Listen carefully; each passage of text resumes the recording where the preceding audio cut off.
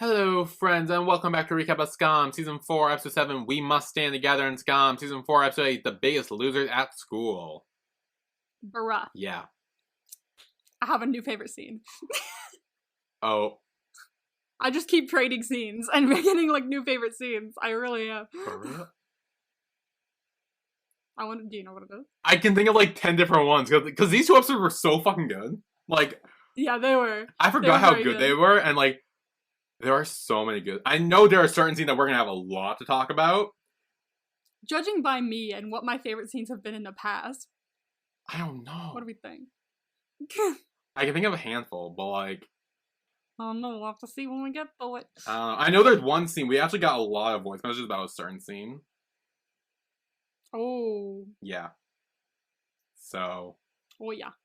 Yeah, I do want to see if we have any for before. Because I haven't listened to any of them, because they just got sent in. They were getting sent in as we were recording the other two episodes, I noticed. I was like, oh, shit. Really? Yeah. There will be, there's definitely some unexpected shit that happened. Yeah. Stuff that I did not see going down. Yeah. So there are two that aren't real about the scene, so I guess we'll start with these. So we got a bunch of messages from Abby Caceres. Oh, sweet. I guess we'll play these two before we start after talking about the episode. This one is, hi, beware the amount of messages, lol, ritual from Sana. Ooh, yes. Hi guys, I'm back. I didn't have anything to comment before, or maybe I forgot to comment. But yeah. So I did want to mention, I don't know if they told you this or if you heard, you mentioned it in the previous episode, because I haven't heard it yet. I'm gonna listen to it right after recording all of these messages. Be prepared, because there are gonna be a lot of them. I told Billy. Anyway, you know how Sana washed her face before praying? So when I saw that, I asked someone. I was in a Skam group, and I did ask someone who is a Muslim, and I think that they have to do that before they pray. They have to wash their hands and wash their face. It's like part of the ritual of the washing your face before. Yeah.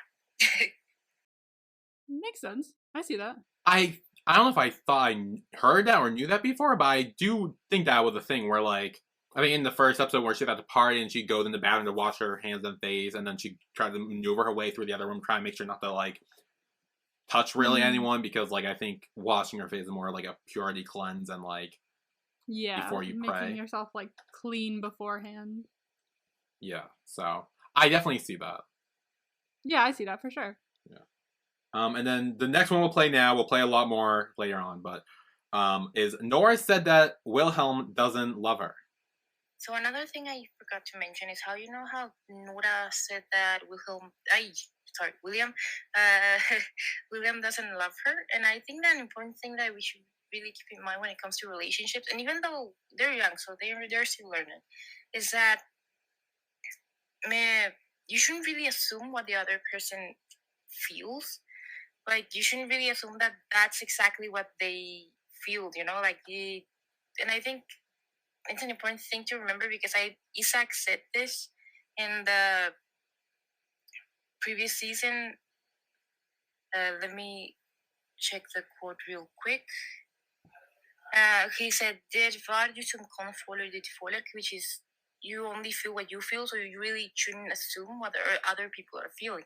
And so I'm not exactly sure if William feels this way, but at the moment, this is what we feel that Nora feels, so that's fine. But you definitely shouldn't assume what other people are feeling. Yeah. I know I'm guilty of that. Oh, me too. Because I have major rejection sensitivity. So I'll just be like, oh, you hate me. It's no, I don't hate you. But it's just, it's definitely very easy to project your own feelings onto someone else and be like, oh, they obviously think this. No, actually, they probably don't. It's probably just what you're feeling. And you think, well, obviously everyone else feel this way. It's no, they actually don't. Yeah, just gotta give them a chance to explain themselves. So I definitely see that. Yeah, I agree. I think that I should be more follow my own advice, but I agree fully. Yeah. So we'll get more into Abby's messages when we get to a certain scene and topic. But until then, we will be starting with the first clip from We Must Stand Together, which is Playing Alone, released on Saturday, May 27th, 2017 at 3:09 p.m. So Sana is playing basketball by herself in the yard, and Yusuf comes in and gets the ball. And she's like, hey, give me the ball. And he's like, come take it. And she's like, seriously, I can't be bothered. Give me the ball. And he's like, I can't take it. I'm going to keep the ball then. And so they kind of like do the little flirty play a little bit. And They get all flirty. yeah, it's a little flirty. And then Alice comes in asking to join. And Sana immediately is like, I play alone. And takes the ball. And we see Alice apologize. He's like, hey, I'm sorry. I didn't know Isak was your friend. And then just continues to play by herself. And it's obviously not for the reasons that we like think, but like I do like the apologize. Yeah. Even though like technically other shit went down than we thought. Yeah. Because I do think in Sana's mind she still thinks that Alias and his friends initiated the fight. Yeah. And so For sure. yeah. The next clip is called Ramadan, released on Sunday, May 28th, 2017 at 5:29 p.m. So Sana is scrolling through screenshots she took of Sarah talking shit about everyone. Literally, she's talking shit about everyone, like Vilda, Ava, Sana, Ingrid, who's her best friend too. Like, I know, I saw the Ingrid one and I was like, oh, fuck. yeah, Even Ingrid. she was talking shit about everyone. Everyone. Yeah. Then she hears the Bloom boys outside, and they're kind of talking about how they're doing with fasting and all that. And one of them asks where Yusuf is. And they say that, oh, he's out with Nora.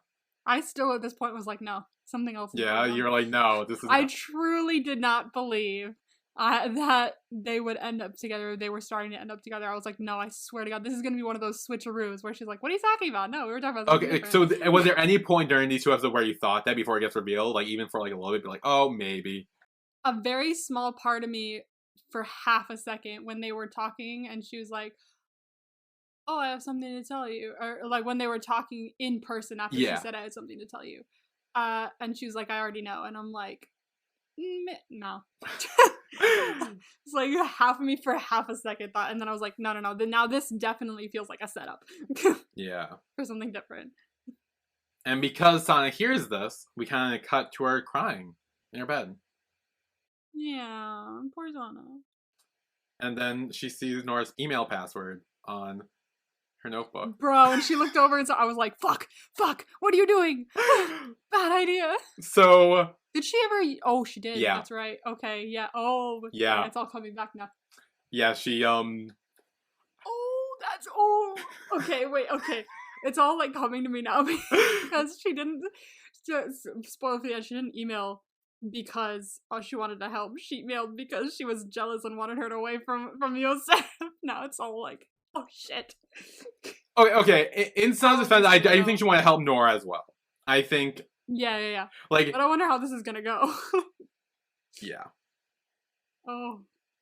I will say, it's kind of fun. We don't actually see her, like, even type out or send the email or anything. Yeah, I forgot about it until, like, you mentioned it now. I completely forgot. Which kind of throws... Yeah, I will say that should have been something that was actually added in the episode where she, like, at the very least, she logged into her email and then went from there. Like, it could have ended there and be like, okay, we can imply what happens, but I think we should have saw more.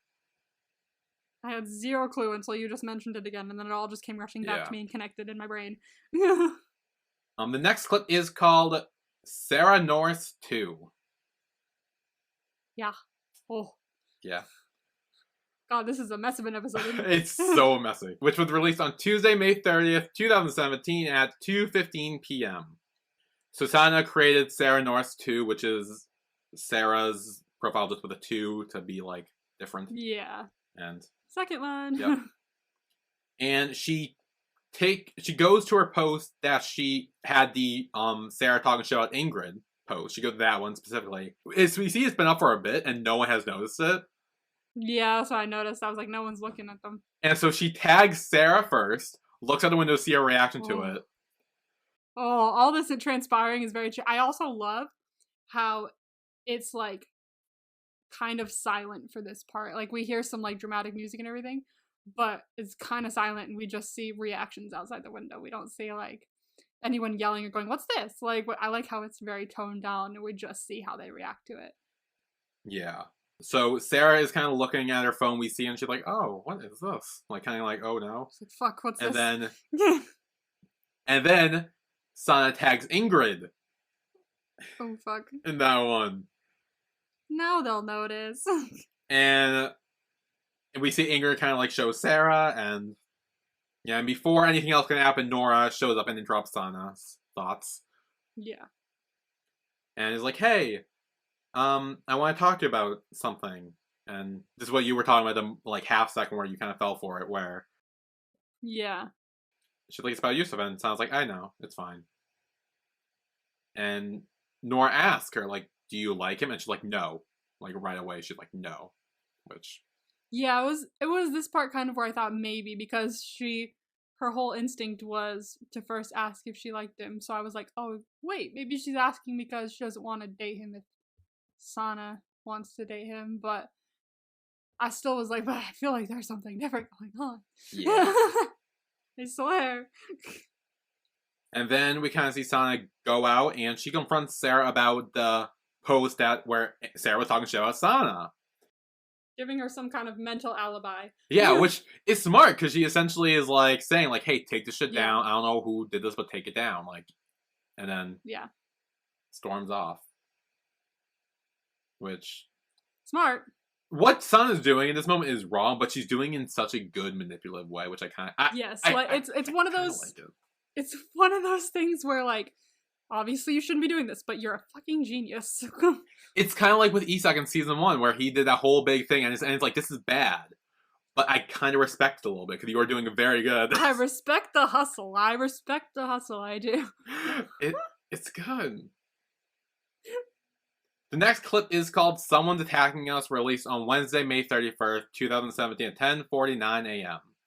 So Sana goes up to the group of girls, and they're all talking about trying to get in contact with Sarah, but she's not answering.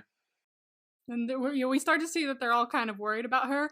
And I was like, oh shit, this is not going the way Sana wanted it to go. Yeah. I don't know if it's a good thing or a bad thing, but shit's not going her way. Yeah.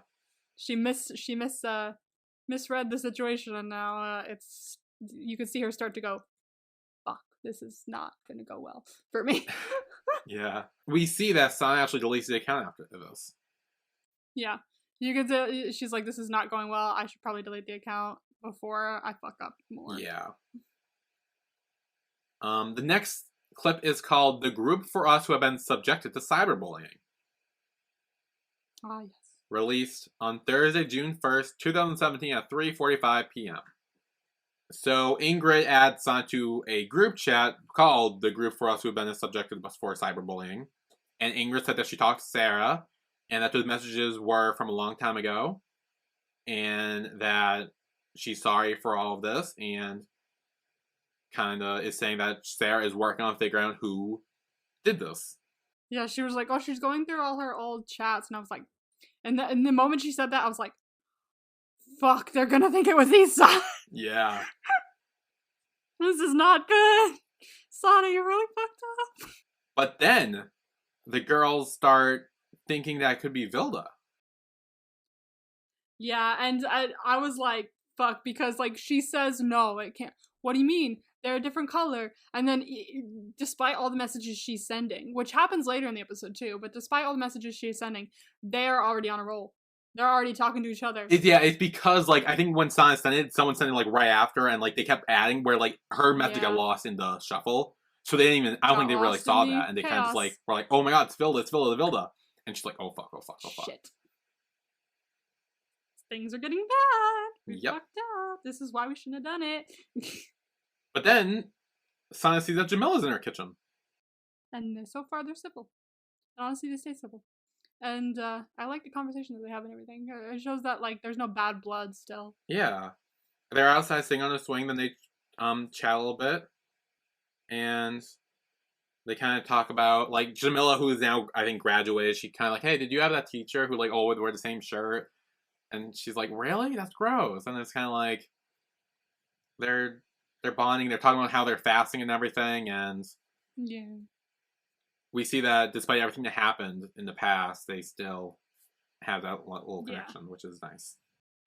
That's good, because, like, I know Sana, like, they were friends for a bit, and they talked about shit together, and then it kind of got fucked up by high school, and Sana doing that post and everything just got fucked up, and it's nice to see that she still has someone that she can connect to on the Muslim side of things. Yeah. The last clip of the episode is called Fucking Over Their Friends. Released on Friday, June 2nd, 2017 at 3:34 p.m. Dun, dun, dun. So, Villa's crying, She's crying. and Sana goes up to her and is like, what's wrong? And Ava explains someone made a Instagram account for Vilda and posted a bunch of shit about her. Oh no. Yeah, and Ava, who seems to be the most, like, anti-against whoever did this, and she's like, the person who created this account must be Yeah. horrible. And Sana's just, like, standing there being like, oh shit. She's like, fuck. Like, This is not good. yeah. Also, now someone's going after Vilda because they think that she did it. Now Vilda's a victim of all this, and Sana's just like, oh shit, like, this is spiraling a little further out of control than I thought it was gonna. This is not who I was directing anything at, and now it's on to someone else, and it's... Yeah. And I think Vilda even said, like, she thinks that Magnus is gonna break up with her. She says that Magnus thinks that maybe Vilda cheated on him with Alias, and, like... Yeah. She probably talked about, like, ooh, he's kind of hot, or something. Yeah, like it was probably just, like, that thing, but... a throwaway message. Yeah, and so then... Because she was saying, we did see her earlier going, ooh, wow, like, Elias is attractive, and, like, talking to him a bit and everything. So we did see her doing that, and I think that was the purpose of that being there, so we could see it, and then in the future, this came out, and we'd be like, shit, no, she didn't, though. Yeah. Then Sana texts and the group and is like, hey, it wasn't Vilda who created this, and Ingrid said she knows it was Isak.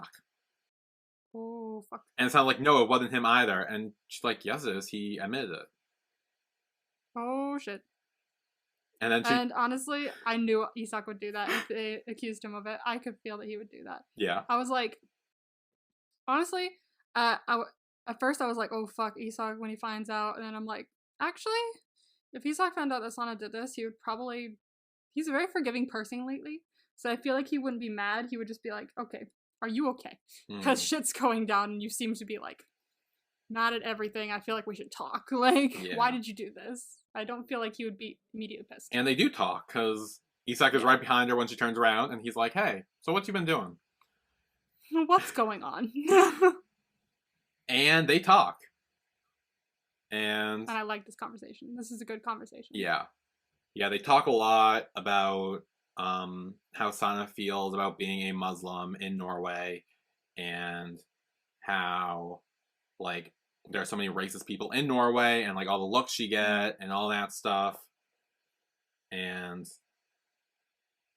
yeah, and all the stupid questions that people are constantly asking her that are racist and all that. And Isak kind of plays double advocate on that side, where he says, like, no, the stupid questions are the most important, because that way they can get a clear answer from you and people who are Muslim and who live like that to get the correct information, rather than looking up online, where the same place where everyone's talking about how Muslims are terrorists is online, and that's what almost, like, scares them. And, like, I think he's kind of implying that, like, a lot of the racist stuff is more from, like, fear, not hatred, because of all the, like, stuff that where people say that Muslims are terrorists and all that, and all that stuff. He said probably one of my favorite quotes in this scene, which is when he said, like, if you don't answer those stupid questions, they're gonna come up with their own answers. Yes. I loved that. I was like, oh, that's actually something to think about. That's very interesting. So, because I know I get, like, really annoyed, especially when, like, parents, because my parents will do this sometimes, which no fault, they just don't know. They'll ask really dumb questions about, like, me being a lesbian or me being gender fluid. They'll just ask random, really stupid questions, and I get annoyed immediately because I'm just like, oh, why would you think that's such a stupid question?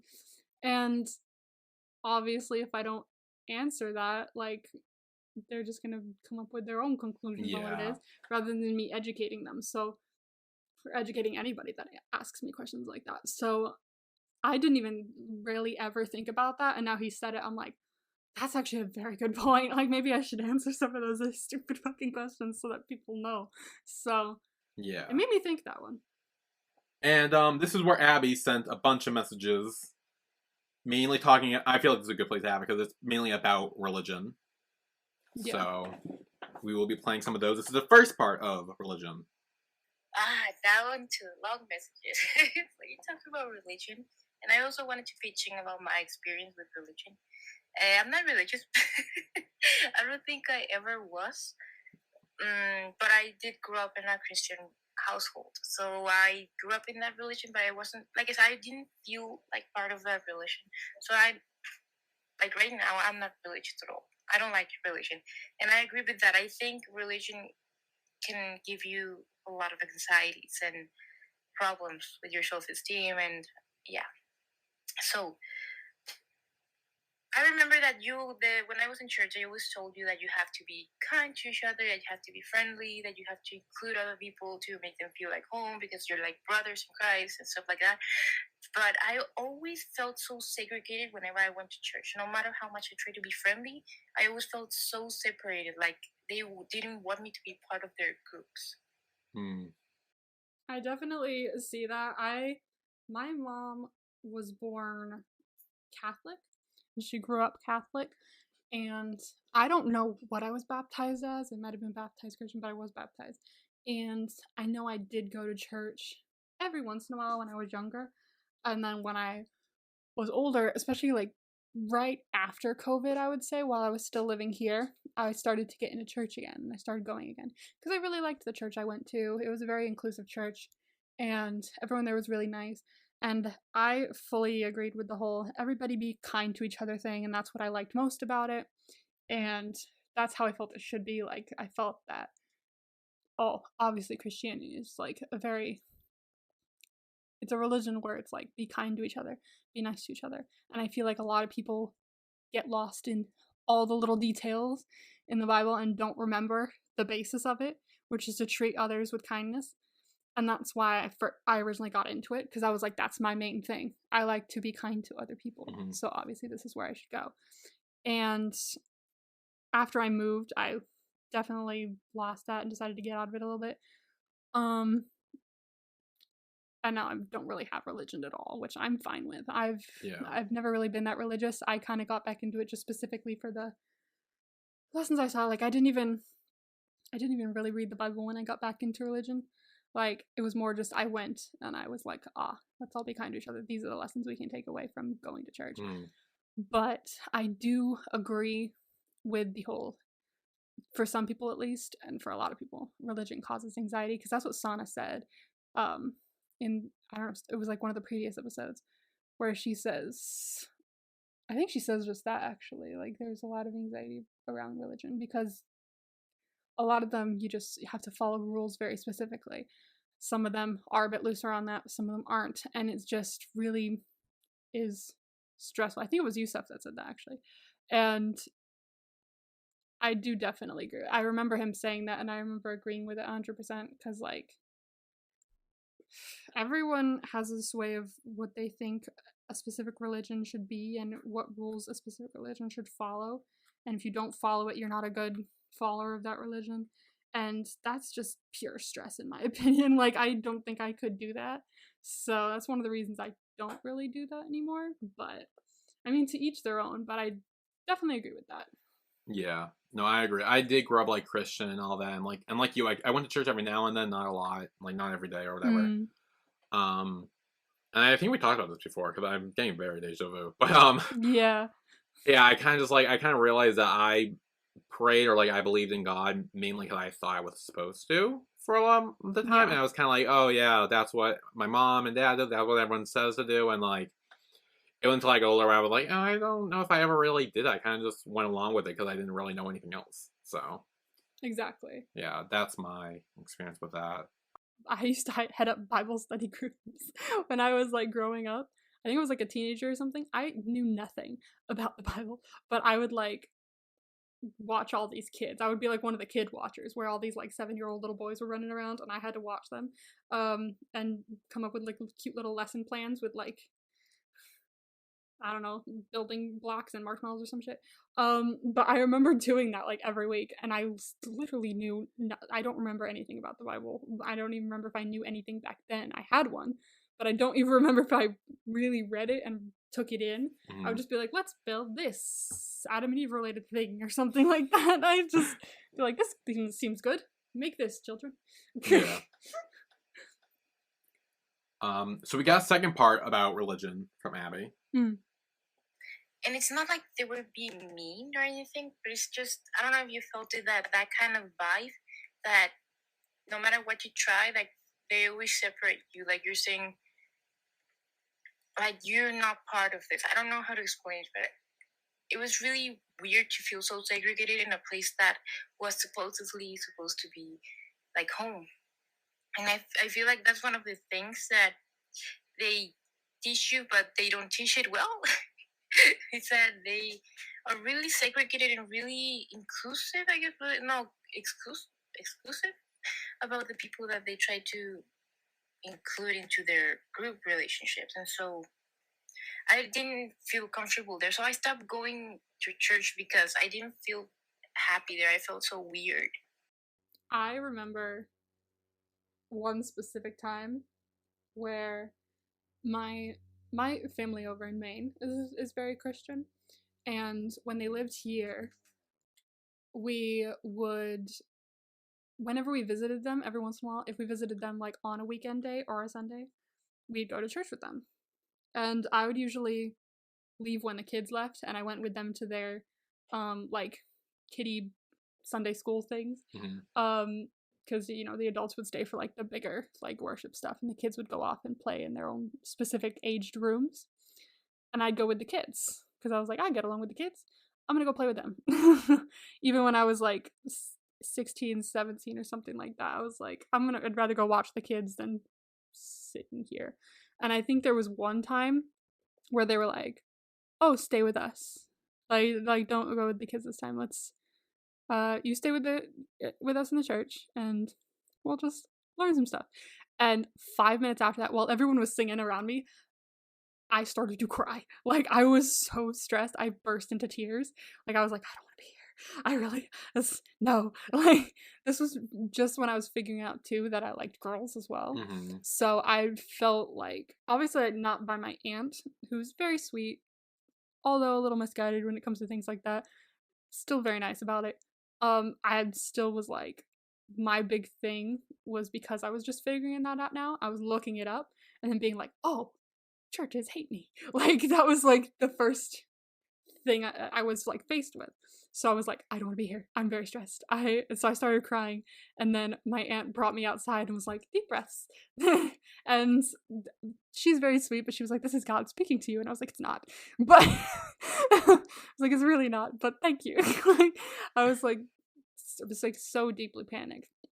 And while I love my aunt, it is you can tell like she's very much a woman of the church, and like when I did tell her I was gay and she was fine with it, but then like later on she'd be like, and if God changes your mind, and I was like, not gonna. But thanks. Like she'll say some things here and there where I'm like, no, but it does definitely speak to like not a majority of Christianity, obviously, because there are churches out there that are like very inclusive and will be like, everyone come on in, we don't care who you are, who you love, what you identify as, we're a place for everybody. And I love those churches, but definitely a lot more than some are very like, this is who you have to be here. Yeah, like you can't be this, you can't be that. Like so I do definitely see that.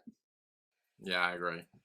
Second thing, so for a religion that preaches a lot about love and stuff like that, they don't really love a lot. I feel like they teach you more about what to love specifically, like in that you should hate the things that don't go within that love space. Like for example, I was taught to hate gay people. I was homophobic before and when I was little, but I didn't know better because that's where I grew up and that's what I was taught. I'm not homophobic per se.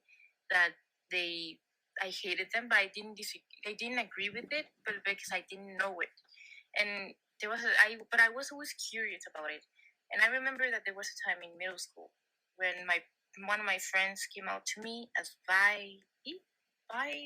I did say, "Are you joking?" But she said no. But I didn't hate her or anything. I was just like, okay, that's fine. That's good for you. I was actually really happy, and I said, do remember saying, thank you for telling me. And I don't know why I remember at that time I felt so different. Because I felt like, you know what, she's my friend. Why should I hate my friend? And that's when I started doing more research about LGBTQ, and that's when I found that I don't exactly disagree with it, and I started to read more into it and found out that I don't hate it. I never hated it. It's just what I was taught, and so now here we are. Yeah, definitely. Once people like educate themselves, especially people who have like maybe throughout their life gone with just the people around them being like, hey, you shouldn't like this. As a kid, you go, okay, like it's just what you learn from the Yeah. people around you. And so once you grow up and you actually like look it up and educate yourself, it definitely makes you go, oh, okay. Once you know more about it, it's actually not as bad as people are making it out to be. And I did have this friend once, very sweet girl. She was very religious. She was Christian, and she was very nice. So she never said anything like absolutely horrible. But I do remember that like it was me and someone else or something like that. We mentioned that we were LGBTQ or something like that. And she was like, well, I don't really agree with it, but okay. I was like, what do you mean you don't agree with who I am? What does that even mean? So it did make me go like, what? No, that's not a good thing that you said that. And she was like, well, no, I'm happy for you. You could be whoever you want. I just don't agree with it. I'm like, but I don't understand what that means. Like, am I fictional to you? what does that mean? So she was very sweet. She just didn't know. And I feel like once you educate yourself, you definitely learn a lot more. Yeah. And definitely from what Abby was saying about like, you know, it's a religion where you're supposed to love everyone. I definitely go through life like if I see a church being like, oh no, you're not welcome here, you're horrible. I'm like, well then you're not Christian. I'm sorry. Like I fully like worship who you want to worship, be part of religion you want to be a part of.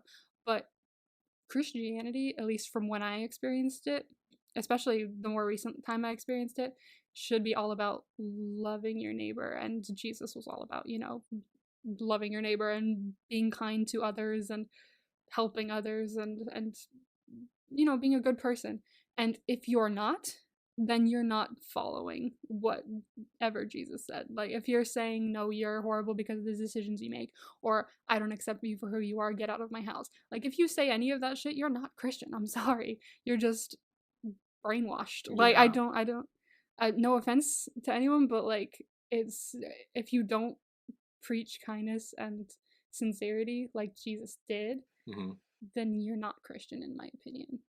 It's not what you're supposed to do as a Christian. Yeah. That's my opinion, at least. No offense to anyone that offends, but like, I'm sorry if you're not kind to people, if you're not, you know, if you're not loving your neighbor, then like, what the fuck are you doing? Mm-hmm. That's like the basic thing. Yeah. That's rule number 1. When she told me that was the point when I stopped going to church completely, and I started to rethink about religion and stuff like that, because I couldn't believe that they taught hatred so much to a group of people who are not different from Christians. They're like, well, not Christian, but like they're not different. They love. Like that's the important thing, that they are able to love. Like that's what we should be encouraging, instead of encouraging hatred towards people who love, quote unquote, differently. So yeah, that's another reason why I stopped going and I stopped really believing in religion. another thing is that they try to teach you a lot about how being kind and being selfless, which I don't think is a bad thing, but it's bad when you prioritize that, you know? So they teach you that you have to be selfless and put others way, way above yourself, and about how you shouldn't feel negative emotions, which is crazy. You should negative emotions are not bad. Like I said, there should be a balance. Of course, you're allowed to feel bad emotions, like you should feel bad emotions, but you shouldn't let them consume you. And that's what I learned something way later is that you shouldn't let them consume you, but it's okay to feel them. You know, it's okay to feel angry, it's okay to feel sad, or yeah. And they didn't taught you that. They taught you that you have to be selfless at all times, that you have to always have a positive attitude and emotions. I definitely see that as well. Like, part of me kind of thinks that that's why for such a long time there's been such a stigma around mental health, because people who, I don't know, follow any specific religion are usually just like, from what I've seen at least, if you pray and if you give yourself to whatever deity you believe in, then you'll be fine. It's like, that's not how the brain works. Like, I definitely, you can do that, and if it makes you feel better, it makes you feel better. But if you have a mental disability, if you have a mental illness, it's not just going to go away. Yeah. So I definitely agree with, like, if the stigma around it, where it's like, oh, if you're just give yourself to this, be selfless, be kind to everyone, and you'll be fine. It's like, but if I'm sad, I'm sad. Like that's not being selfish. It's just a state of being. Yeah. No, I definitely agree with that. And so this, to me, brought me a lot of trauma. It's something that I still struggle up to this day. So whenever I don't want to go somewhere because I don't feel like going somewhere socialized, I want to be alone, or I want to be far away. I don't know.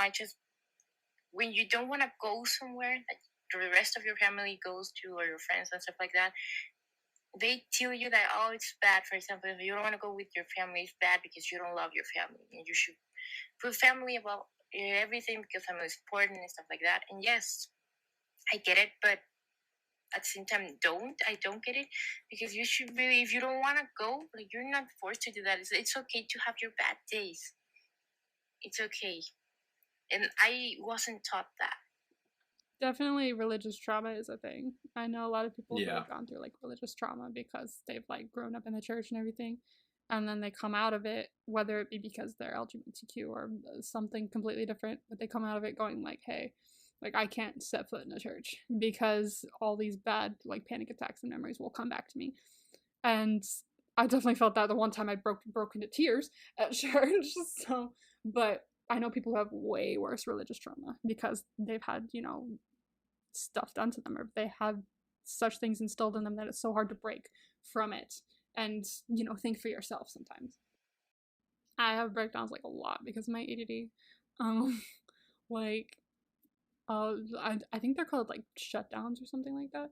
I've had a lot more lately, than I have in the past, and I think it's just the last couple of years have been like rough on me, going from like place to place. And it's like, if I'm like so like deeply stressed and overstimulated to the point where like I will like put my headphones on, and if those aren't enough and I'm still like feeling everything, I just stop talking. Like, I literally can't say words, like, because it takes way too much energy. And so I definitely agree with that. Like, you should be able to like feel your emotions in a certain way so that like you can learn to regulate them. It's just so difficult for me because I fucking hate ADD. It Who knows if it's ADD? I could be on spectrum too, but I have no idea yet because I still haven't gotten puns. But it's fucking hard because like I know in the past, like I've had little things in the past where like I always wore my headphones as a kid because it's just like it was like a comfort thing, and it's no fault of like my parents or anything because they didn't really know. My mom would be less of this, but like whenever I'd come over to my dad's, and it happened a little when I came back here this year as well, they were like, don't wear your headphones at the table, take them off. And I just like burst into tears They were like, "Oh shit, are you okay?" It's like I literally can't take them off, or I no. I just like had to like force words out of my mouth, which it was only like half sentences because I literally couldn't like form sentences or words because I was just like, nope, I'm out. Shut down, I'm done. So kids especially, but like everyone should be given space to feel the emotions they need to feel. For sure. Yeah, especially when you're younger, it helps you navigate that when you get older if you're able to feel how you feel and like you're able to find coping mechanisms for it. Yes. Yeah. And I know that my mom, for example, right now does tell me that I'm not forced to go to things if I don't want to, but it's like something she's saying now. So I still have trauma because she didn't used to say that, but now she says it, and I'm like, okay, I understand that you feel that it's okay, but at the same time, you sometimes make looks or comments that tell me, you know what, I wish you could have gone with me. That it's bad that you don't want to go with me. That, for example, when I don't want to go with my grandmother, for example, that no nephew likes her, no nephew visits her, and it makes me feel worse.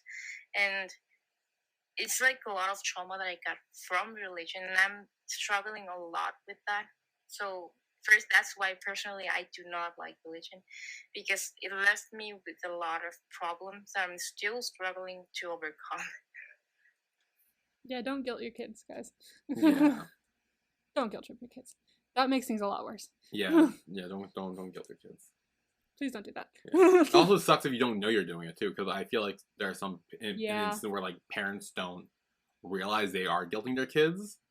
It's because things like that have been said to them, so then they say things to their kids. You know, don't even realize you're doing it. Yeah, and I think most parents don't know how to deal with like stuff like that. So it's like it's not 100% their fault, but they're also not innocent either. I think, no, exactly. In that, it's kind of a cycle. Yeah, it's a fucked up cycle.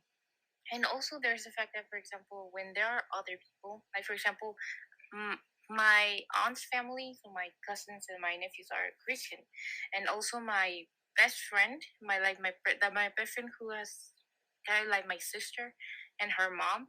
So when you have people like that, they try to make you seem like a bad person for thinking certain things. Like for example, they always judge me for supporting gay rights or for being part of the community, and for watching certain things. They always make fun of me because I listen to BTS and I defend BTS with my life, and they always make fun of me because of that. And they mock me, and I get angry, and they make fun of how I get angry. And they also try to force me to go to church, which is something I hate. I hate it when people try to force me to do something I really sincerely don't want to do. And so yes, it's awful. Bro, you have not seen me get pissed the way I get pissed about people who talk shit about BTS in front of me. You have no idea. Like, I will get mad. And my mom now gets mad too. She's like, I get it now. Because I'm now in army and you've like brainwashed me enough. So like yeah. I have totally brainwashed her enough. But no, I get the Euphoria. I remember when I first was getting into BTS, because it was when Dynamite was out, and my dad watches America's Got Talent, and I think it was on America's Got Talent. I might be wrong. It was like a little like snippet. They performed Dynamite. It was the one where they performed it outside, and it was like in this like kind of like retro-esque theme parky looking kind of outside area. I think that was for America's Got Talent.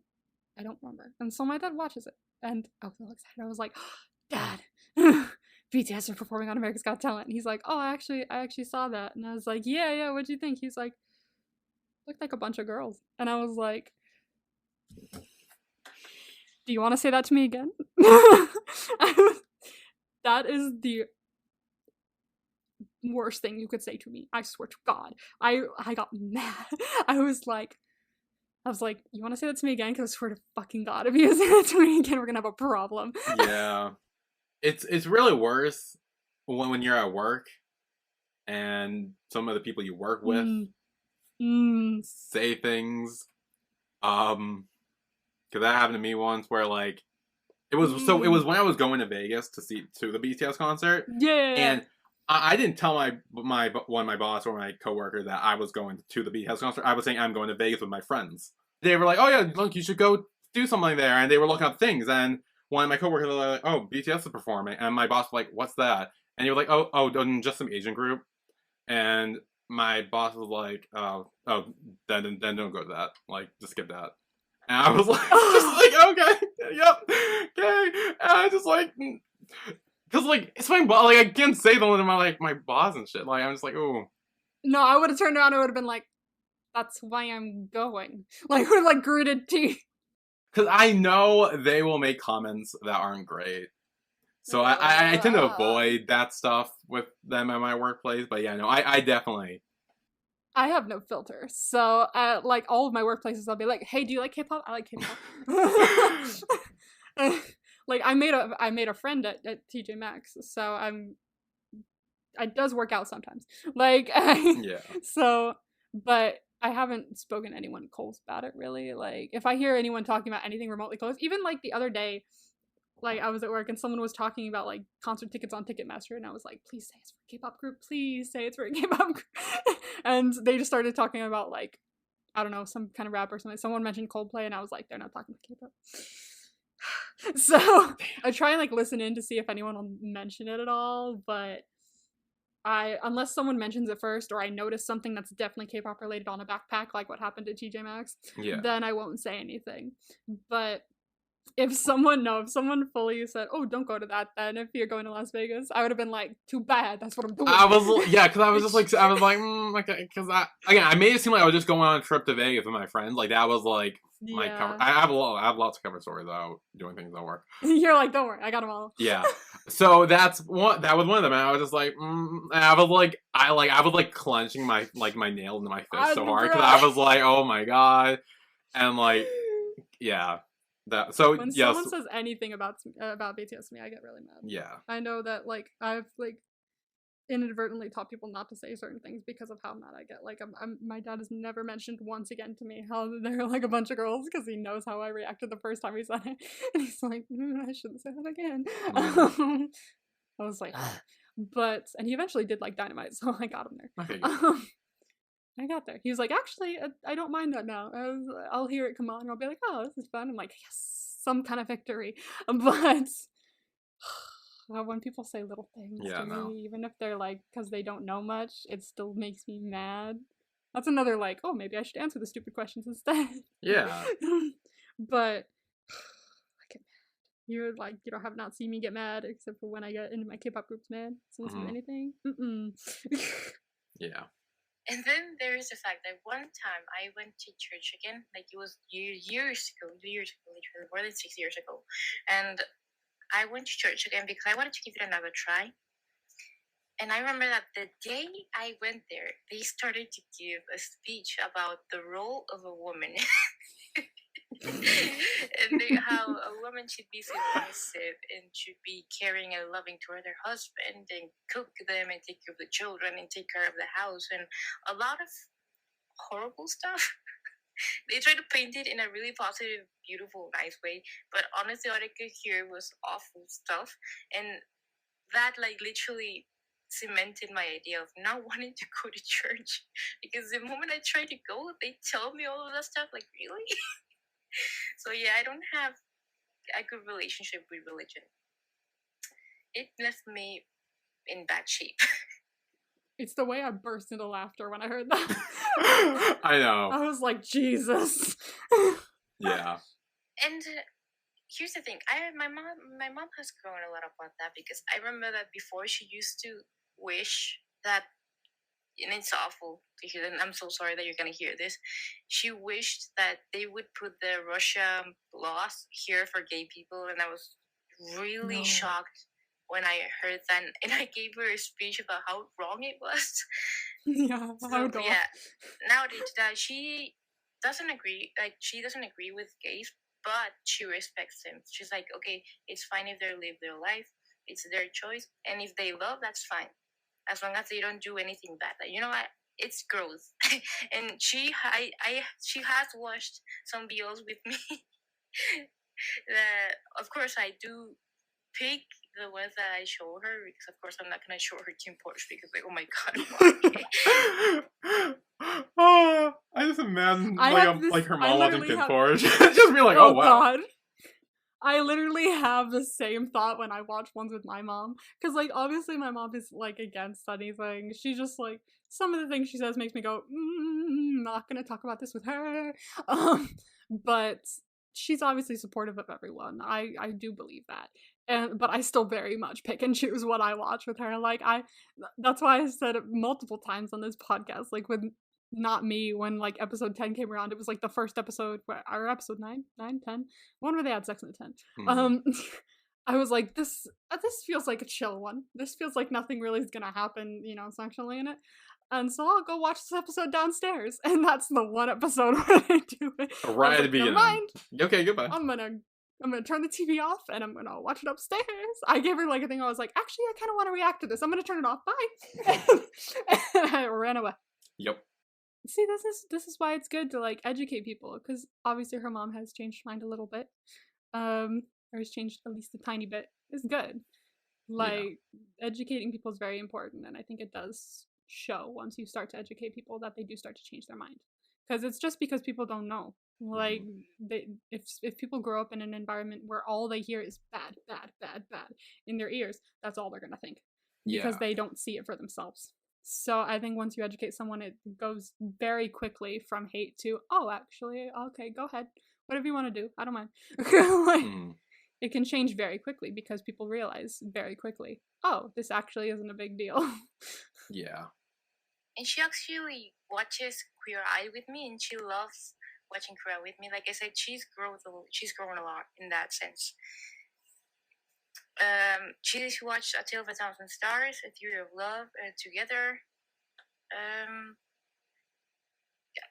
Cupid's Last Wish, and I'm gonna prepare her to watch Cherry Magic and Get Out to Koi, and I also want to make her watch my school president because I think she will love them. But yes, so this was my talk about religion. It was long, and I'm sorry. I feel like at some point I went off topic, so I'm sorry. It's my ADHD. I cannot control it.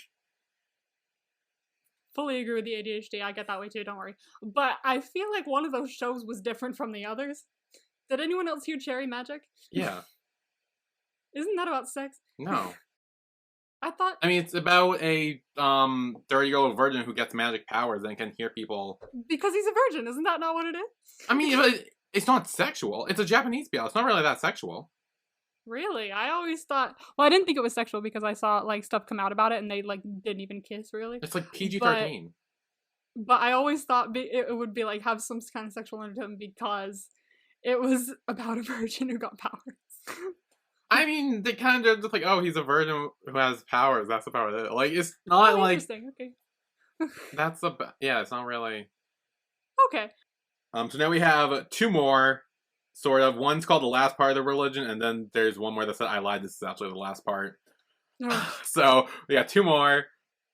Now, I do want to clarify that even though I said a lot of negative stuff about religion, it's just my experience with it, and it's not at all hating towards religion. I do want to clarify that, because I don't think religion is a bad thing. I think religion is, when you use it for a bad reason, like that's when it's wrong. Like when you hate whilst using religion as an excuse, for your hatred. Like, no, that's not. I think religion can be beautiful. I just think religion is not for everyone. Doesn't mean that it's a bad thing. It's just not for everyone. And I think Sana at some point will explain why she's religious. And I'm not going to say more than that. But and when you see that point of view, it's a beautiful thing. It's a beautiful thing. So yes, I don't hate religion. For those who are religious, I am so sorry. I did not mean to say that I hate it. It's okay if you are, okay? No, it's like there's this quote from this comedian I like to watch, Russell Howard. He's a British comedian, and he'll talk about like a lot of the current stuff that's happening in British government. Especially, well, he had a show called like Russell Howard's Good News or something, and he'd talk a lot about the current like news and make jokes, because that's what he did. But I like one of the quotes that came from him was, I don't hate religion. I think, in fact, I think it's great. That's good for you. I'm so pleased that you believe in something and happy that you have something that you believe in and can find comfort in. That's fantastic for you, and I wish that could be me. Mm. It's like obviously I don't hate religion. Obviously I don't hate any specific religion. It's just I don't personally believe in it. It's just to each their own, you know? Yeah. I kind of agree. I think religion isn't necessarily bad. I think at a certain point when certain people start to run religion, that kind of where it becomes like not great. If certain people kind of take control and kind of like it also becomes one of those things where like it's kind of like the telephone game where like what religion was meant to be at one point over time things get misinterpreted the wrong way and things become wrong and like end up sending the wrong message and yeah. Like people have like found that what is said in the Bible about gay people, if anything, is literally not what was originally was said, but people still won't listen to that because they've believed it for so long that they're like, no, you're lying to me. Obviously it says this about gay people. It's like, no, it doesn't. Like, you won't listen to me. I swear to God, it doesn't say that. But people just won't listen because they don't care. They believed it for too long. Yeah. Okay, now we got one more.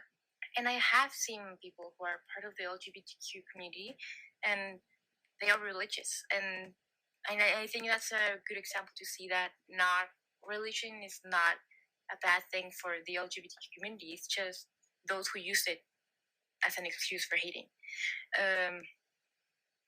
But yeah, like I said, I think when you see Susanna's explanation, it's a beautiful thing. So watch out for that part specifically. It's a really interesting part, and maybe next episode when you see that, I'm gonna send something else talking more about that. I'm not gonna say exactly about what, but yes. Yeah, I know that there's like churches that a lot of LGBTQ people are comfortable going to. I know there's one in my area that I don't know if they're still there. They were when I was little, but they had LGBTQ pastors. Like a lot of the pastors were themselves LGBTQ, and I went to a funeral there. And I was like, that's great. That's wonderful that this church literally has people who are gay that are preachers and everything like that. So there are definitely churches where people are way more comfortable and are able to be themselves and are more inclusive. But there are definitely some that aren't. So it just depends on which church you feel like you want to go to and feel more comfortable in. Yeah. Yeah, there is one more message from Abby, but it says wait till episode 10. So we'll play that next week. Yeah, after Isak and Sana's talk about religion and all that, and him being gay and how they kind of live their stuff. The only other thing that really gets revealed is that Isak punched Mikhail first, which started a fight in that episode, because he was jealous. As soon as he started to say that, I was like, oh, fuck, it didn't go that way. Yeah, okay. Yeah. Which means that Elias and his friends are not homophobic, which is good news for Sana. I didn't think they were. I was pretty sure something else happened. Yeah, I did not know what the fuck it was. Yeah, I was just like, what the fuck happened here? Like, and I'm glad it was revealed because I wasn't even sure if it was going to be revealed. I thought just, oop, we got in a scuffle. Yes, like I didn't know if it was going to be revealed or not.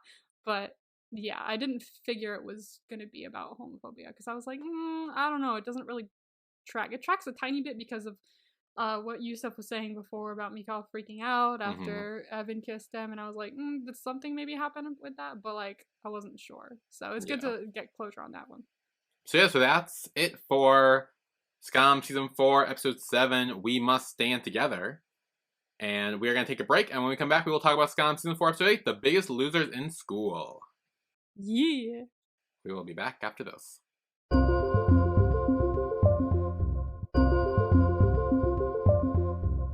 And we are back with a recap of Skam Season 4, Episode 8, The Biggest Loser in School. We just talked about Skam Season 4, Episode 7, We Must Stand Together. Now we're talking about the biggest losers in school. I will say my favorite scene is in this episode. Yes, okay. So it's not in the other one, it's in this one. I think I know what, actually, I think I know what it is. And okay. Actually might be one of my favorites of probably the season, I think, I'd say. Okay. Now that I'm thinking about it, now that you gave me that information. Oh, what? Oh. That's not good. Oh, no. I just went to the wiki, and they're only, like, a synopsis for the clip, for the first clip, and all the other ones are, like, blank. And Oh no. It's fine, we'll figure it Oh out. no. It's fine. I still have the episodes if I need to go scroll through them like I did with the other things. You can always make it yourself. Yeah. It's a wiki, so put it all in. I used to be a top contributor of the Austin and Ally wiki. Really? I think it was Austin and Ally. I'm pretty sure. I might be wrong. I don't know. Was it House of Anubis or was it Austin and Ally? I actually don't remember. But I was a big ass top contributor on the wiki. Like I had like badges and everything from how much shit that I put into the wiki. I was like, I'll put the descriptions, I'll put everything. Like Nice. everything that people read now about that on the wiki, that was me. You're welcome. The first clip is called Miss You, released on Saturday, June 3rd, 2017 at 11:22 a.m. So we see Sana looking through photos of the girl squad. And she does text in a group chat and is like, hey, what's everyone doing? And Chris and Ava are hungover, and Vilda and Nora are busy with other things. Yeah, damn. Like that's another instance of like she said something and then everyone else got carried away talking and forgot that she was like, "Hey, can we talk?" Yeah, and they talk about how Chris said that her mom agreed to have Ava celebrate her 18th birthday at her house Ah. on Okay. Friday, which we do see later on. Yeah, this definitely felt like a last episode to me. Like, so I'm shocked to see what else is gonna happen. Okay. Well, I mean, we still have the whole Sana uses stuff to kind of wrap up. Yeah, true. But like the whole thing about having a party usually has happened in the last episode of each season. So I was like, oh, this feels very final. But there's 2 more. Yeah. Well, I mean, there's a kind of a cliffhanger at the end, so. There is a cliffhanger, I will say that. Yeah, then Sana goes, and she kind of apologized to Alias for being mad at him. And he's like, good, and like, finally. Like, I thought you were never going to talk to me ever again. Siblings. Yeah. And she brings up Evan. And says why he's not a friend with him anymore, and he says that he kind of stopped hanging out with us. Yeah, it wasn't me. Yeah, he kind of just did a lot of random things, and Sonia said he got depressed, and he just wouldn't really talk to us, so we can't make him. Yeah, true. And I like the fact that in this scene you do see that, like, no, Elias is a good person, and they did try to contact him and be like, are you okay? But he just didn't respond, and they're like, if he doesn't want to talk to us, he doesn't want to talk to us. Like, I do appreciate the fact that we did get to see that. Like, no. He's actually a nice person. He didn't punch anyone because he hates gay people. He didn't just drop a friend. Like, they're nice people. Yeah, no, I agree. I do like that we get to see this side of Alias. The next clip is called Sorry, released on Monday, June 5th, 2017 at 10:15 a.m. So we have the girl squad. Well, first it's Sana looking over at the girl squad and then joins the girl squad. Yes. And she's gonna tell them, but then I think she's gonna tell them, but then obviously circumstances get in the way. Yeah, and Ava and Vilda and Nora and Chris are kind of like, well, Ava mainly is she's texting Ingrid and she's like, hey, we want off the bus. Yeah. Because we still don't know who made the hit account about Vilda. We're assuming it's someone from that group. And well, it was Ingrid and I think one of her, the other girl. It was Ingrid. Yeah, they admit it. In this text, they text back and they're like, yeah, we're sorry about the Vilda hate account. We thought it was her. Then we found it was Isak. We deleted the account. We're sorry if anything happened between her and Magnus. Like, no, I'm out now. Fuck her. Yeah. But Nora says, like, why would Isak make a hate account on Sarah? That doesn't make any sense. True. And then Ava says, like, she thought Isak had changed. Oh, and now it's kind of like realizing she didn't, because, like, she had the whole thing with Isak in season 1. And then we saw at the end of season 3, she was kind of, like, chill with him now. Like, they kind of, like, made him and were buddy-buddy again. Now this, she's kind of like, no, I guess. Yep. Guess now we're starting to ruin friendships, so I really gotta fix this. Yeah. And then Ingrid responds again and is like, hey, can we talk about this before you're off the bus? Like, we want to have a meeting and stuff. And it was like, no, like, if you make a hate account, I'm not going to be friends with you. Mm. And then Ava, Vilda, and Nora leave. And Chris shows Sana a picture of a 6-liter bottle for Ava's birthday. Oh yeah. Yep. And this is where Sonic comes clean. Yeah, I definitely see why she did it with Chris first, and I also like that she did it with Chris first, because Chris was Yeah. like the first like friend, like the one that introduced her to the rest of the group. Um and so she's probably was closest with her at one point, and we know Chris wouldn't be like, whoa, what the fuck, dude? Like why would you do that? Like she wouldn't be horrible. She'd just be like, wow, oh my god, do you want to talk about it? Yeah. And so Sonic says it was me, and like says she has to tell Ava and the others. And Chris kinda says like, do you have to? Like, Yeah. I mean, yeah, Ava's mad at Isak now, but like she'll get over it. Like it's yeah, I was really concerned about this. I think Chris is really just trying to keep the girls together. I think like Yeah. because like they're her squad and like she doesn't want to risk breaking it up, which is why I think she thinks that. But I see that. yeah, I am glad that Sana said something though, even if it was an accident. I'm glad that she at least that was wanted so to say awkward. something.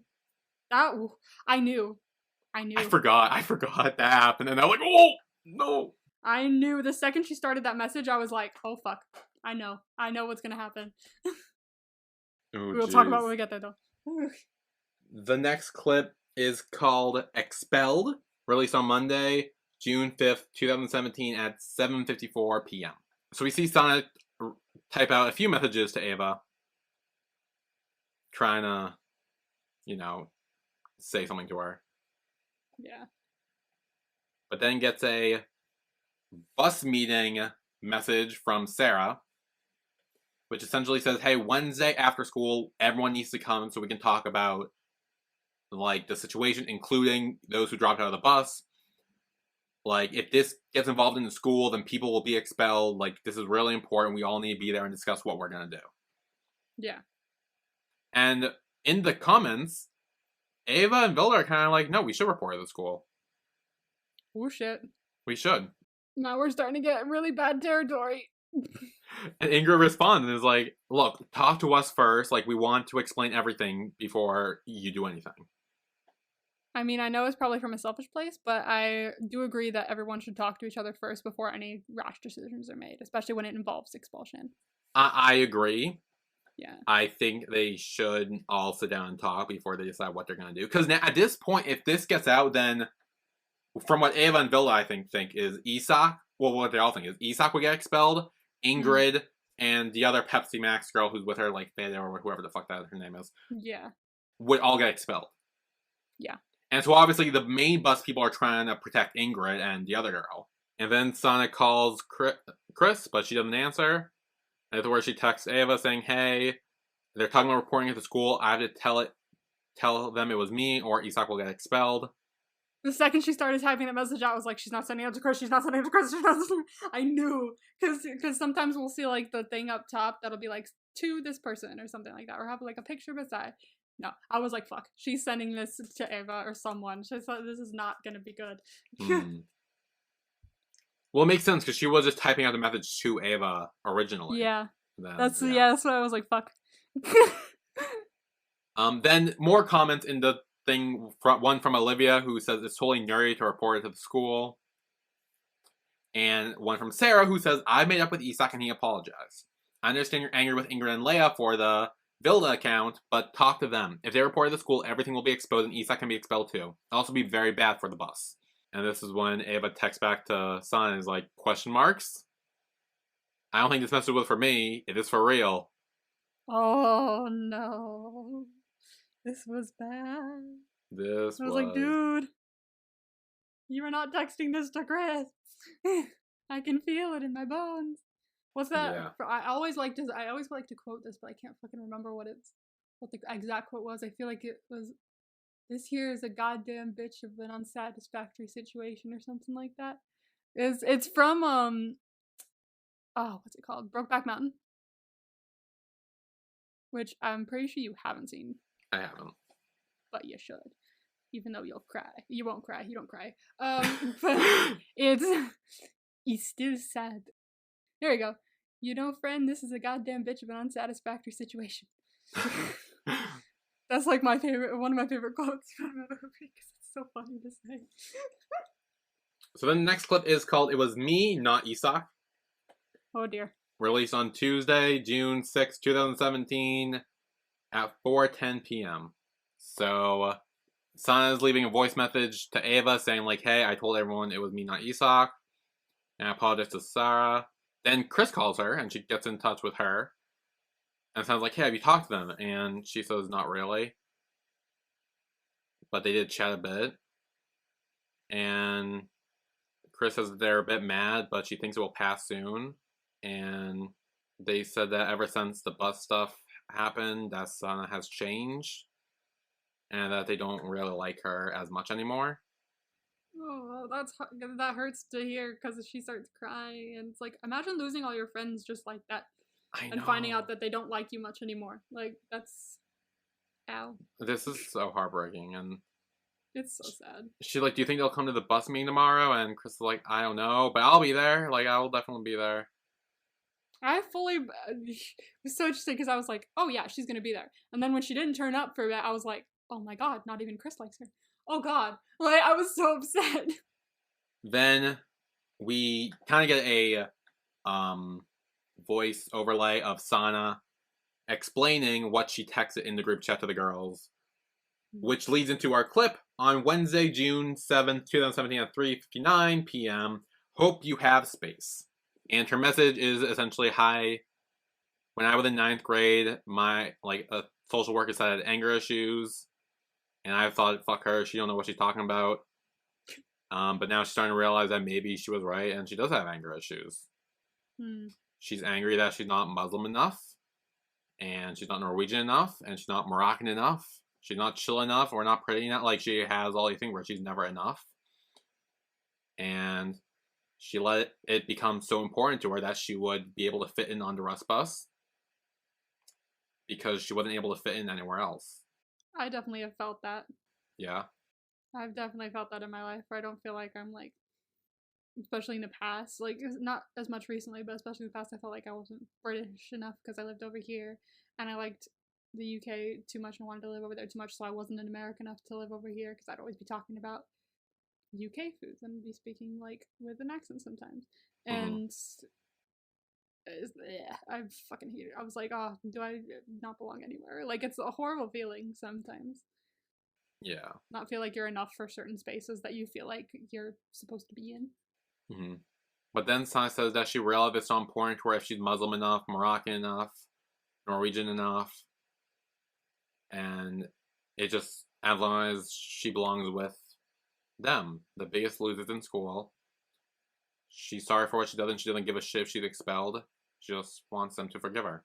And we see in the message that all 4 of them have seen it, but none of them have responded. I was like, oh, none of them are responding. They've all seen it. It was, that hurt. I loved the message, though. I was like, maybe this message will do it, because, like, this is a really good message. It kind of explains things. And it's apologizing as well, and it's a good message, and for them to maybe be like, okay, maybe she's still fine. But, like, I was very worried about the fact that we didn't see them for a while. Yeah. So, maybe not. So Sana's there with the Pepsi Max girls, and Sarah's like, are they coming? It's meaningless to do it without them because we all agree. And Sana tries calling them a few times. Bro, I was so upset. I was like, not even Chris is our friend now. No answer. And Ingrid points out that, and she says, like, do they understand that if they, like, get, like, us in trouble for the Vilda hate account, then we'll have to come clean about the Sarah hate account that you did? And Sana's like, I'm pretty sure they understand that. Like, they know. Yeah. She's like, I don't think they care anymore. Yeah. And the girl's like, okay, they're not coming. Let's just head out. They all start getting up. But then... Was this your favorite scene? This is my favorite scene, for sure. The music with it is so great. I just love the whole thing. It's so good. You hear Sana being called in the background as the girls go pull up in a bus or a van that says Los Losers on it. The smile on Sana's face cured any sadness I've ever had in my life. That was just everything to me. It's so good. And Sana runs over them. They hug, they high five. They're all like greeting each other. Vilda says, if you fuck with Sana, you fuck with us. Fuck Nora yeah. says bye bitches and they all flipped him off Fuck yeah. as they drive away. Let's go. So good. That's my favorite scene, 100%. That's so good. That's actually, I believe the actress who plays Nora, that's her favorite scene too. Really? Oh. Yeah, I think I remember I'm seeing a glad. clip of her getting interviewed, and she said that was her favorite scene. Hell yeah, me too, girl. It's so good. And the last clip is called Wishing All Good Things to Your Heart, released on Friday, June 9th, 2017, or 7:46 p.m. So we're at Chris's house and having Ava's 18th birthday party. Yeah, I swear to God, I thought this was like such last episode energy because we're having a party. I mean, you can have a party without it being the end. I know, but like all the previous seasons have had like a party at the end. Well, you haven't seen the end yet. Maybe there's another party. Maybe there's another party. All right. You don't know. Many a party. Hell yeah. Well, there's got to be a party. Do they have the Russ stuff? Or we not see that? No. Oh, So I will tell you now, because they are only in second year and not third year. Oh, okay. Yeah, they were just planning for the third year with all the Rust stuff. Okay. But we never actually get to see that come to fruition, which is sad. Damn. Yeah, so everyone's here. Like, literally everyone's here. The girl squad, the boy squad, the balloon squad. Like, everyone's kind of Yeah, mix and technically. matching. Lyndon and Skilled are here. Like, Yeah. everyone's kind of, like, thrown in. They're mix and matching. Vilda's talking with Lynn. Isak and Evan are playing the little hammer ball game with Elias and Mikal. Aw, yay. Like, everyone's... made up yeah. and we're all having fun. Yeah, they've all kind of meshed together to celebrate Ava's birthday. Yay. Then at a table, Saya looks over at Yusuf, who kind of looks back at her, but also might think that she's looking over at Nora too, because she's sitting right next to her. Mm. Then they're singing the birthday song to Ava. Then she blows out her candles, and the girls give her the big present, which is the 6-liter bottle of, I think, champagne or something. Yeah, it's like a giant ass bottle of champagne. Yeah. Yeah, then they all dance. Everyone's having a good time. They open the bottle of champagne. Kind of gets everywhere a little bit. Yes, of course. Sana's just sitting on the side watching. Obviously, she doesn't want to be like out near the champagne, so she's just watching from the side, just chilling, Yeah. admiring. But then Nora comes over to her, and she's like, "Oh, so you're here." And Sana says, "Yeah, she's a bit tired from fasting." And Nora asks, "Oh, are they going well?" And Sana says, "Only 3 hours, 14 minutes, and 32 seconds left." So, Which means she is keeping track. is this my question? Do they count every day? No, so it's, I believe you fast from, you can't eat when the sun comes up until the sun goes down. Oh, okay. And it's a certain amount of days because of Yes. I believe Okay. I am not Muslim, I could be wrong. If anyone who knows more about this would like to fill me in, please feel free. If I'm wrong, let me know. That is just from what I gathered, because I'm pretty sure when Jamila and Sana were talking, Jamila said there are like 6 6. hours left, but obviously this is like a week in between, so. Yeah. I know, that's why I was like, when she said that, I was like, hold on. But it Yeah. was 6 a couple days ago. So I was confused, but now, okay, I understand a bit more now. Yeah. And then Sana admits to Nora that she likes Yusuf. And Nora's like, I fucking knew it! Like, I knew it! Come on, I'm not stupid. And Sana says, I understand that there's something between you two. And Nora's like, no, nothing. There's nothing at all. Nothing. Yeah, I was like, exactly. Thank Yeah. you for confirming my obvious thoughts. But Sana said, like, oh, but I saw you guys hooking up. And Nora's like, no, okay, here, read this. And gives her the text messages. And so we go back and forth. Yusuf says, hi, sorry I freaked out and left suddenly yesterday. It didn't have anything to do with you. And Nora says, hi, don't worry. Sorry for being all over you. It had nothing to do with you either. Oh, yeah. Because she was sad about Yeah, that. obviously they were both just sad because the person they actually like either doesn't like them back or They didn't think moved that- on, or they're both in a vulnerable place. And Yusuf is like, have you talked to Sana? And Nora's like, no, what's up? And he's like, could you not tell her about that? And she's like, is there something between you? And he's like, no, I don't know. I like her a bit. Mm. And she like, I bet she likes you. I'm freaking out here. I didn't know. And Yusuf said, I don't think she likes me. Because like there was a kind of a moment, but then she blocked me. I just don't want her to think I'm hooking up with her friends or anything. Oh. And Nora's like, okay, I won't say anything. And Yusuf is like, are you sure? Because she's super cold. This is like another day later or something. And Nora's like, I haven't, but she's been stressed about the exams. And he's like, okay. And she's like, do you want me to try talking to her about you? And he's like, maybe. And she says, I can say that you like her. Will that help? And he's like, I don't know, is it a good idea? And she's like, you'll never know. And then a few days later, he's like, hey, did you talk to her? And she says, sent her a text, but I didn't get any reply. And he said, what do you say? And she says, oh, I wanted to tell you something nice. Which goes back to a few episodes ago when that text was sent. I like how we're seeing all this now come to front. Yeah. And then Yusuf says, I met with Sana and I think she hates me. I don't want her to hate me, I swear. She and I are soulmates. That's how you get me. I know. I was like, ooh, you're gonna like that. That's how you get me. That's how you do it. Thank you very much. I now ship it. I shipped it already, but like, no, I really ship it. Yeah. And I was like, oh, soulmates. She doesn't hate you. And then he says, I wanted to tell her that I like her, but instead I just acted like an asshole and took her ball. Am I 12 years old or what? Oh, he's all self-conscious and shit. This is fucking cute. I like them. Yeah. And then Nora's like, hey, did you tell Sana that you like her? And he says no. And Nora says, oh, well, we talked about you at school. And he's like, what do you say? And Nora says, I think she likes you. And he's like, she said that? And she's like, no, she said she didn't like you. But the way she said it makes me think that she likes you. You get what I'm saying? And Yusuf is like, I have no idea what you're talking about. Not at all. What are you talking about? That makes no sense. Like, don't worry. It's a girl thing. Yeah. So now we get confirmation. Yusuf likes Sana. Sana likes Yusuf. Nora doesn't like Yusuf. And she's shipping it. We all shipping it. Yeah. And then there are a few looks from Yusuf and Sana.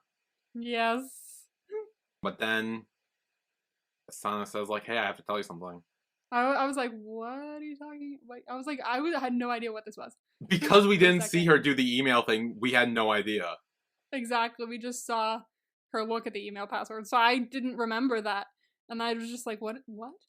Is she talking about, like... I don't know what I thought she was talking about at all. Yeah. well, she says, like, hey, don't be mad.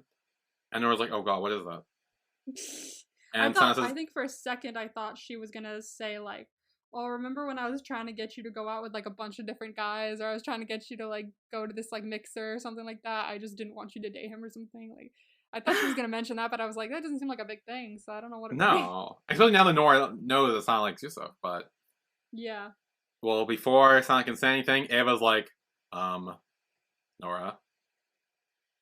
The second she said that, Nora turned around and was like, hello? I was like so excited. I was like, it's not. There's no way. Yes. I'm glad you kept this hidden. Yeah.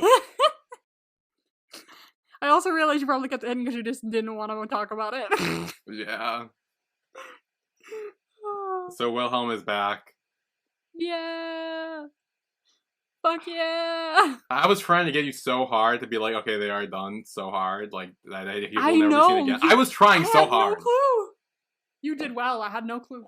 I thought he was good. gone I'm glad. forever. I'm glad I was able to throw you off and surprise you, I guess. You really did. Well done. I was really hoping you would be mad at him for everything, and then when he came back, you'd be like, fuck him. But that didn't work. So, I don't think it worked. Did it work? No, it didn't work. Sorry. Damn. You tried your best, but I ships tried. cannot be destroyed. Well, I tried, but you were just like, oh, well, the season 2 bubble is nice. I'm like, forget that. Look at the now. I like my bubble. Leave me alone. Anyway, Wilhelm's back. He says thanks for the email to Nora, and Sana's just in the middle and just like, uh-oh.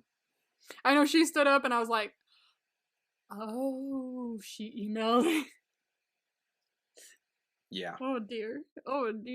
But damn. I'm very excited to see what comes from this. Yeah, I bet you are. So, that's the end of the episode. Wow. There are 2 more episodes left. Yay! Title vibes. Title vibes for the finales. Oh. Season 4, episode 9 is called Life is Smiling. Life is smiling? Life is Smiling. Interesting. I have zero clue what that could be for. Maybe Yusuf could say that? I feel like Yusuf could say that. I don't know. And season 4, episode 10, the finale, official finale, Official. is called Thanks for Everything. Aww. That makes me kind of sad. Yeah. Aww. Yeah. Aww. Yeah. I can't believe we're ending. I can't believe we're almost done. Oh my god. I know. I'm like so sad. I'm getting Mhm. like sad now. Aww. I'm glad I got to watch this. This is fun. Hey, you know what? Hey, look, we'll get to talk more next week, and then we have our after show, and then we're actually done. But like, And then we're actually done. Yeah, for sure. Hell yeah. And then you get to send me a new show. yes, Hell yeah. Do you have any in mind yet? I think I know what I'm gonna do. Okay. I think so. I have no hints or no thoughts about what you could be doing to me. Like, I literally don't know. Wait, I might. Okay, you might. Have a Okay. thought. I'm like 95% sure I know what it is. Okay. Because it's one I want to do a rewatch on, and I think it'd be fun for you to watch too. And I definitely think that it would be a good time. I think people would like it. So I have kind of a thought then. I don't know if you were like, there are "Oh, I more wanna thoughts rewatch for it. this." But okay, I think I have like one thought. We'll see if that thought's correct. Okay, but a I don't single know what thought, other okay. thought it would be. Yeah. I have maybe two thoughts, but Ooh, okay. specifically one because I don't really know much about the other. So I don't know if you'd want to rewatch it necessarily. So I have one thought. Okay. And Well, half you of have another 2 weeks to think more about the thoughts, so Okay. I have more thoughts. But yes, that is our recap of Skam season 4, episode 7. We must stick together, and Skam season 4, episode 8. The biggest losers in school. Hell Next yeah. week, we will talk about Skam season 4, episode 9. Life is Smiling. Skam season 4, episode 10. The series finale. Thanks Wow. for everything. Wow. Yeah, I'm excited. I am too. So we will see you all then. See you then. Bye, everyone. Bye.